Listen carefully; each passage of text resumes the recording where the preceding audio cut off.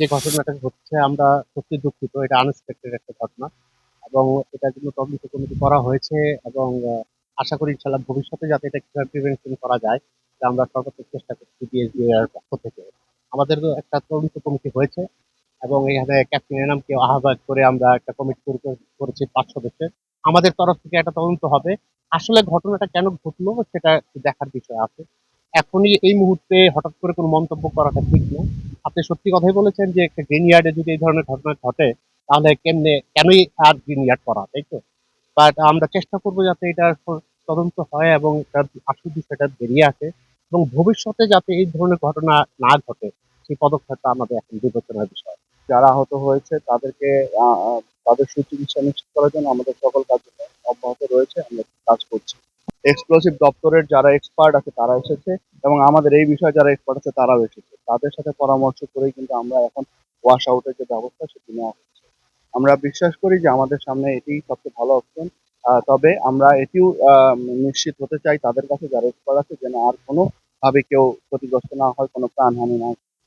আর ভবিষ্যতে আমরা যেন আমাদের এই কার্যক্রমগুলোতে আরো বেশি সতর্ক থাকি। কালকে যেই ঘটনাটা ঘটেছে আমাদের যে ইয়ার্ডটাতে যেটা হচ্ছে এটা কিন্তু কমপ্লায়েন্স একটা ইয়ার্ড, এবং এই কমপ্লায়েন্স ইয়ার্ডে মোটামুটি যা যা এতে তাদের কমপ্লায়েন্স হয় সেইগুলো ইন্টারন্যাশনালি তাদের যেটা কমপ্লেন করতে হয় সেটা তারা করেছিল, এবং তাদের কিছু অডিট টডিট থাকে, সেফটি অডিট অন্যান্য সেগুলো তারা করেছেন। এরপরও গতকাল যে অ্যাক্সিডেন্টটা হয়েছে সেই অ্যাক্সিডেন্টে তারা আহ, মারা গেছেন, তাদের জন্য আমরা গভীর সমবেদনা জানাচ্ছি।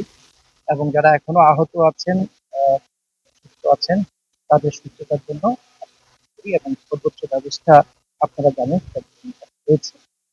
আমরা যেটুকু জেনেছি এক্সক্লুসিভ অধিদপ্তরে যিনি আছেন ওনারা যেটা ডিটেক্ট করেছেন হাইড্রোজেন সালফাইড যেখানে আছে সেটা কিভাবে রিমুভ করা যায়, ড্রেন আউট করা যায়, সেই থ্রেডটা থেকে আগে আমরা সেটাই চেষ্টা করছি। ডেফিনেটলি আমরা খুবই গুরুত্ব সহকারে এই বিষয়টাকে দেখছি। এই ধরনের ইনসিডেন্ট কেন ঘটলো এটা আমরা ডেফিনেটলি খুঁজে বের করব। এখানে যদি কারো কোনো অবহেলা থেকে থাকে আমরা সে ব্যাপারে দ্রুত ব্যবস্থা গ্রহণ করবো। আর ভবিষ্যতে যাতে না হয়, আমাদের ইয়ার্ড গুলো যাতে ভবিষ্যতে, এটাকে আমরা গ্রিন শিপ ইয়ার্ড বলছি, এবং যা যা করা দরকার সেগুলো যাতে একদম শুরু থেকেই সেগুলোকে ওনারা প্রতিপালন করেন, সেই ব্যাপারটা আগে নিশ্চিত করা হবে। আমরা গতকালকে একবারে শুরুতেই কিন্তু আমরা রেসপন্স করেছি, সাথে সাথে ফায়ার সার্ভিসকেও ডেকে নিয়ে আসা হয়েছে এবং এখানকার যে ওই সময়ে যে এজিটেটেড যারা পিপুল ছিল, বিশেষ করে এই শ্রমিকদের যারা রিলেটিভ ছিল, তাদের যে বিষয়গুলো ছিল ওইটাও আমরা হ্যান্ডেল করার চেষ্টা করেছি। এরপরে আমরা এটা এখনো ওই পর্যন্ত ওই গতকালকে আমাদের মূল কনসেন্ট্রেশন ছিল যে আমরা যেন যারা আছে তাদেরকে দ্রুত উদ্ধার করতে পারি, তারা এফেক্টেড হয়েছে। এর মধ্যে তো ৩ জন এখনো পর্যন্ত আহত অবস্থায় আছে, তারা হাসপাতালে ট্রিটমেন্ট নিচ্ছে, এখন ভালো ইমপ্রুভিং।